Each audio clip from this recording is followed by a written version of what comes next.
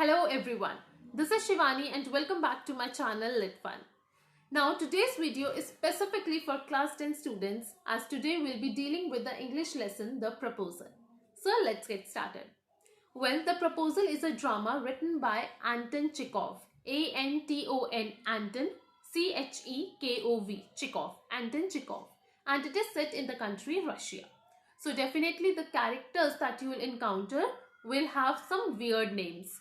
So before we dive into the plot of the story, let's understand the characters.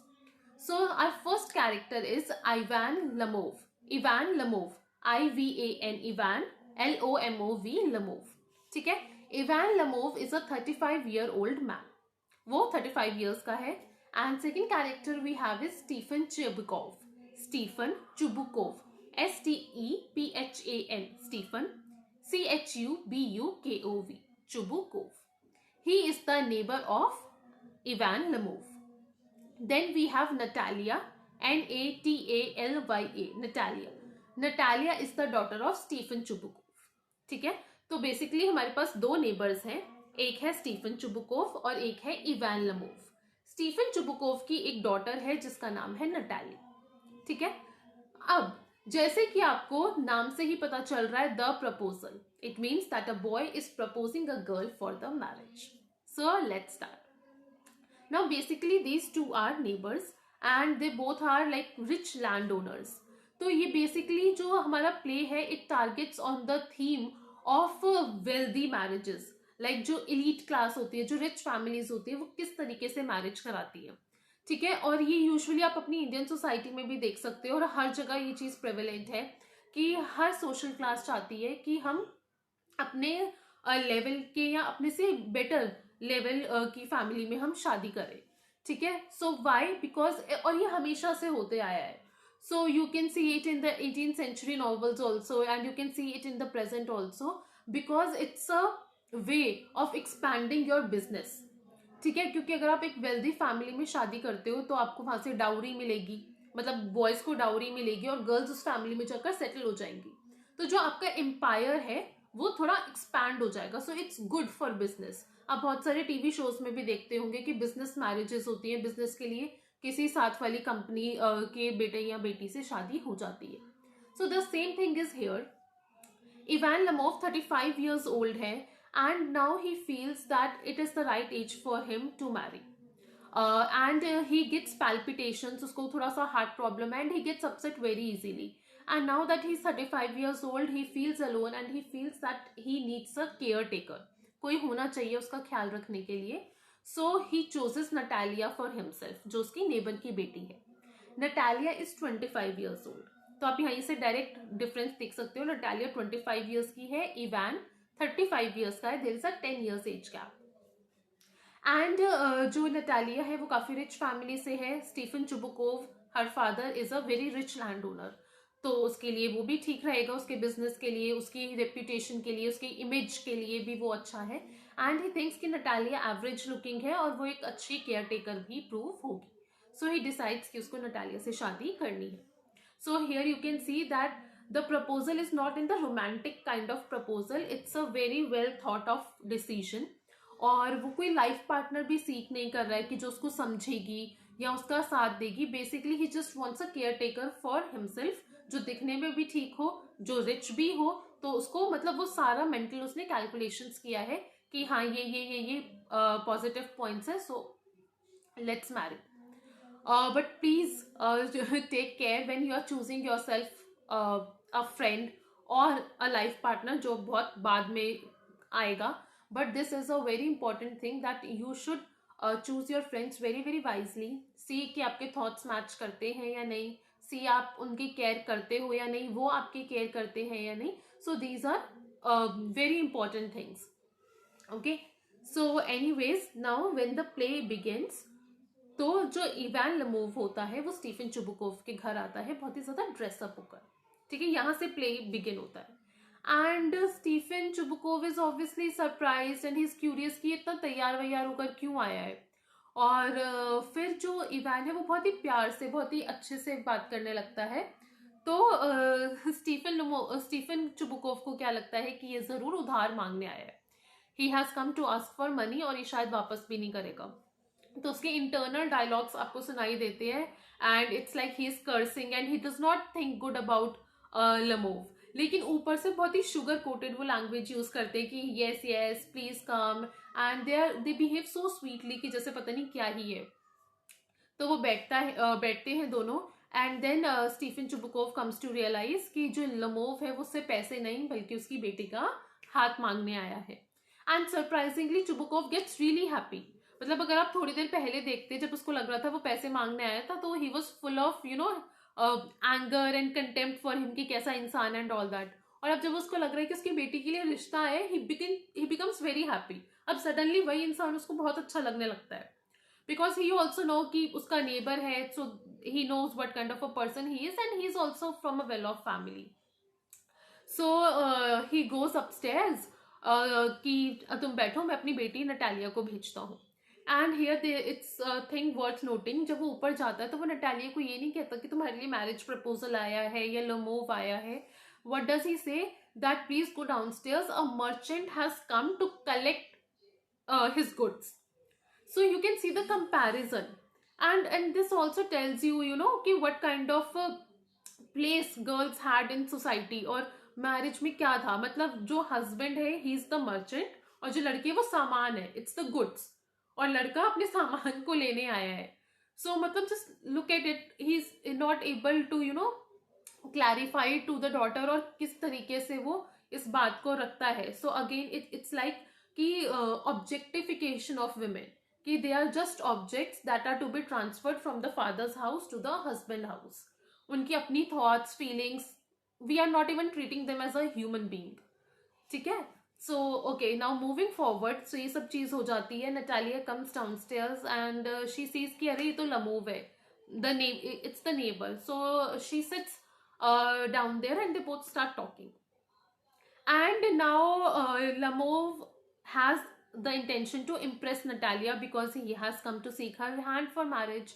So he starts speaking of the things कि marriage के लिए पता है सबसे ज्यादा जरूरी क्या है, that both the families know each other, और हम तो कब से जानते हैं and we both have very good relations and all that stuff. और अभी आपको पता चलेगा कि उनका कितने अच्छा रिलेशन था। So he starts speaking like that, and then he starts to boast of himself कि मैं कितना wealthy हूँ and all that stuff। तो वो indirectly ये सब चीजें बोल रहा है to impress। और जब वो अपनी estate की बात करता है, अपने property की बात करता है, he accidentally mentions Oxen Meadows, OXEN Oxen Meadows, कि मेरी वो भी property है। And now this was a disputed property। इसमें बहुत बड़ा डिस्प्यूट चल रहा था कि वो स्टीफन चुबुकोव की है या लमोव्स की है। और जैसे ही वो ये सुनती है कि वो ऑक्सन मीडोज को अपना बता रहा है, Natalia bursts out. So she start screaming at him कि तुम ये कैसे कह सकते हो, ये तो हमारी प्रॉपर्टी है। लमोव कहते हैं नहीं, ये तो हमारी प्रॉपर्टी है, इतने सालों से इस पर केस चल रहा था, मतलब हमारे लोग वहां काम करते थे, और तो तुमने इसको अपना समझ लिया एंड ऑल दैट स्टफ। मतलब उनकी बहुत सारी कॉन्ट्रोवर्सी होती है, बहुत सारे आर्ग्यूमेंट्स होते हैं।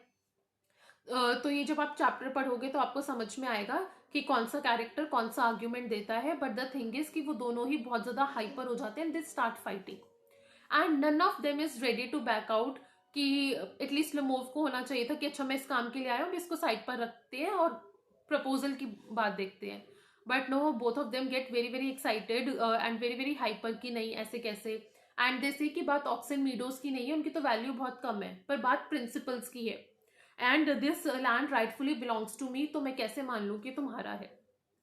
देन उनकी फाइट चलती रहती है। देन लमोव सेज कि ओके, अब मैं एक काम करूंगा, मैं तुम्हें ये ऑक्सन मीडोज गिफ्ट कर दूंगा। सो सी कि मेरा कितना बड़ा दिल है and all that stuff. He again tries to impress, and Natalia is also very hot headed and stubborn, and he says she says कि जो चीज मेरी है तुम उसको मुझे गिफ्ट कैसे करोगे, वो तो मेरी है, तुम मेरी चीज मुझे गिफ्ट कर दोगे, हाउ इज दैट पॉसिबल।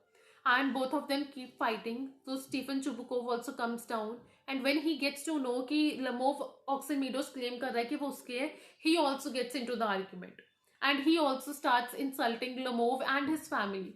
और वो बहुत कुछ एक दूसरे के फैमिली के बारे में बोलते हैं। They insult each other's parents। Lamov के तो पता नहीं मतलब किसको क्या क्या बोल देते हैं। So you must see and read the chapter, it's hilarious, it's really funny.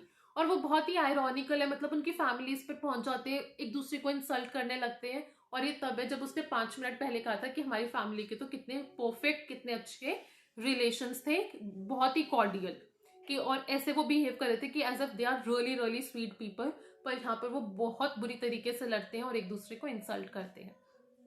और फिर वो लेमोव भी बहुत हाइपर हो जाता है और स्टीफन चुबुकोव उसको गुस्से में घर से निकाल देता है। और वो इतना ज्यादा हाइपर है कि वो अपना मतलब भड़ास निकाले जा रहा है कि टू थिंक ये नटालिया का हाथ मांगने आया था, कैसा आदमी है ये वो। और जब वो बोलता है तो नटालिया एकदम से शॉक होकर रुक जाती है, बिकॉज उसको तो अभी तक पता ही नहीं था कि लेमोव उसके लिए मैरिज प्रपोजल लेकर आया था। And the moment she hears it, she is like, dad why didn't you tell me this earlier. वो मेरे लिए मैरिज प्रपोजल लाया था, आपने उसे घर से भगा दिया, अब जाओ और उसको वापस लेकर आओ, I don't know, bring him back. And Stephen Chubukov is like कि किसी को भी लड़की का फादर नहीं होना चाहिए, मतलब उसने अभी जस्ट 2 minutes बैक ही insulted Lomov and now Natalia is forcing him, bring him back. Lomov चलो वापस आ जाता है, they again settle down and he is not ready to budge from that topic. वो अभी भी ऑक्सन मीडोज की बात कर रहा है और अब नटालिया के लिए वो इम्पोर्टेंट नहीं है। She wants Lomov to come on the main topic marriage proposal, पर लेमोव नहीं आता है। सो इट ऑल्सो इंडिकेट्स, और ये क्वेश्चन भी आ सकता है कि हम कितनी बार इनसिग्निफिकेंट टॉपिक्स पर हम अटके रहते हैं और इंपॉर्टेंट चीज़ों को हम साइडलाइन कर देते हैं। So we need to sort out our priorities, कि हमारी रिलेशनशिप्स, हमारे फ्रेंड्स, वो हमारी प्रायोरिटी होनी चाहिए, और बाकी सारी जो चीज़ें हैं अपनी ईगो को साइड में रखकर हम उन जो ट्रिवियल टॉपिक्स हैं, इनसिग्निफिकेंट टॉपिक्स हैं, उनको हमें छोड़कर आगे बढ़ना चाहिए। पर लेमोव अभी इस चीज़ को नहीं समझ रहा है, but Natalia is very keen कि उसको उसका माइंड डाइवर्ट करना है, उसको टॉपिक चेंज करना है। So she starts talking about hunting. और धीरे धीरे, क्योंकि हंटिंग के लिए हंटिंग डॉग्स भी होते हैं, तो this topic leads to their pet dogs. और अब इसमें फिर से लड़ाई स्टार्ट हो जाती है कि किसका पेट डॉग बेटर है। नटालिया के पेट डॉग का नाम होता है स्क्वीजर और लेमोव के पेट डॉग का नाम है Guess. And now both of them start fighting over their dogs, कि मेरा डॉग ज्यादा बेटर है, तुम्हारा तो इतना बूढ़ा हो गया है, वो तो 10 कदम नहीं चल पाता, my dog is this, my dog is that, and they both again start fighting. So you can see there is nothing in common between them. वो एक टॉपिक पे ठीक से बात नहीं कर पा रहे बिना लड़े हुए, एंड दे हार्डली केयर कि they had the intention of discussing that marriage proposal, जो कहीं आ ही नहीं रहा है। And again they both, matlab everyone gets excited, everyone is shouting at each other, and owing to the health condition, Lamov sits down on the chair, oh my heart, oh my heart, I am feeling sick, I am feeling sick. So वो drama चलता है and then he gets unconscious। और जब वो unconscious हो जाता है then they realise कि अरे ये तो अनकॉन्शियस है, और तब उनका बोलना बंद होता है एंड देन दे फील कि वो तो मर गया है। So they declare, oh my God, that he has died, he has died. But then he moves a little, so they feel relieved कि नहीं चलो, he has not died, he is still alive. And then what does Stephen Chubukov does, वो Natalia का हाथ लेमोव के हाथ में दे देता है, तो वो प्रपोज करने का मौका ही नहीं मिला कि now you marry my daughter and take care of her. And मतलब amidst so much drama, like just look at this, what is happening। और एक सेकेंड के लिए वो सब भूल जाते हैं, दे आर हैप्पी कि हाँ चलो आर अलायंस हैज फॉर्म्ड और we are engaged. But the next very moment Natalia again starts the argument, but this doesn't mean that your dog is better, my squeezer is better, and the play ends, but it ends on a very clear note कि अब वो फिर से argue करेंगे, और जो खुशी थी अलायंस की, नया रिश्ता होने की, it against get suspended in the air. तो उस पर फिर किसी का ध्यान नहीं है। So and this was it, that was the play. So there are a few themes. First of all तो यही कि हमें अपनी प्रायोरिटीज स्ट्रेट करनी है, क्योंकि हम कितना खुश रहते हैं ये हमारे पर्सपेक्टिव पर डिपेंड करता है। अगर हम अच्छी चीज़ों पर फोकस करेंगे, इंपॉर्टेंट चीज़ों पर फोकस करेंगे, will be able to stay happy. Otherwise हम ऐसे ही पेटी आर्ग्यूमेंट्स में फंसे रहेंगे। Second is, it is very important to forgive and forget. See, we all are human beings and all human beings make mistakes. None of us is perfect. हम सबकी अपनी अपनी शॉर्टकमिंग्स हैं, लेकिन अगर हम उसी चीज़ में उलझे रहेंगे कि इसकी ये कमी है या उसने मेरे साथ ये किया था, वो किया था, तो हम कभी भी आगे नहीं बढ़ पाएंगे। एट वन पॉइंट और द अदर हमें लाइफ टाइम में कभी ना कभी उस इंसान की ज़रूरत पड़ेगी. उस इंसान की means we will need our friends, will need our parents, will need our relatives, will need our neighbours. That's why humans are called social animals, क्योंकि हम आइसोलेशन में अकेले नहीं रह सकते. We need other human beings. तो उसके लिए वो हम तभी एक अच्छे से कॉर्डियल रिलेशनशिप में रह पाएंगे, खुश रह पाएंगे और दूसरों की हेल्प एक्सपेक्ट कर पाएंगे जब हम दूसरों को अपनी गलतियों, उनकी गलतियों के लिए माफ कर देंगे. And we also have to realise कि we are also not perfect. हमने भी कभी ना कभी कोई गलती की होगी. We have to accept that, we have to learn from that and we have to move on. और जिस तरह से हम अपने आप को फॉरगिव कर रहे हैं, हमें दूसरों को भी फॉरगिव करना पड़ेगा. Just like Natalia does in one instance. पहले वो ऑक्सन मीडोज को लेकर बहुत अपसेट थी, लेकिन जब उसको पता चलता है कि वो मैरिज प्रपोजल के लिए आया था, she must also be interested in him, so she forgets and she forgives कि चलो छोड़ो ऑक्सन मीडोज को, let's talk about our future, let's talk about other more important things. And then he comes back and eventually alliance होता है. Although they keep on fighting, but वो एक instance में भी, अदरवाइज वो कभी वापस ही नहीं आता और उसके फादर उन दोनों का हाथ एक दूसरे के हाथ में नहीं देते. So it's very important to forgive and forget, then only we can have more important things and better things in our lives. Then third is the relationship between the neighbors. Neighbors are our first relatives.